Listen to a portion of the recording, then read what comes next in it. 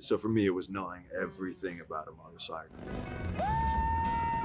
Actor Austin Butler says he needed to immerse himself in the world of motorcycles for his role in the film The Bikeriders. He plays a rider named Benny. Just riding for so many hours that it feels like second nature. And then by the time that I'm there, I'm not having to think about the motorcycle or anything.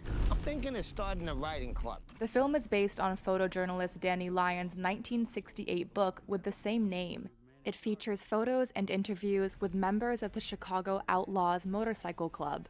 Here's writer and director Jeff Nichols. You can't pick that book up and not be captivated with these photographs and these interviews. The people in it, they just feel honest, and they also feel really cool. I was very fortunate to get all of the interviews that Danny did on his reel-to-reel recorder transferred to digital. So I was able to share those with all of the actors. If you look at Jodie Comer's performance, she has a lot of lines, and she phonetically broke down every single word in the film according to the accent that she heard in those tapes. When I heard her, I was like, oh my God. Hello? Jodie Comer from Killing Eve plays Benny's wife. She is larger than life, you know, and she has some interesting stresses and inflections, but it's such an insight as to who she is.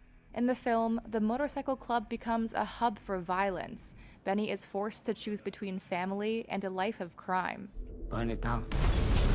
Nichols says he believes there is contemporary resonance in the period film. If you look at a group like the Proud Boys, for instance, where do those guys come from? I imagine when they were first sitting around, it was probably pretty mundane. But then it metastasized into something quite dangerous. And so anytime you see, as a storyteller, as a filmmaker, a cycle in the culture, it's worth looking at.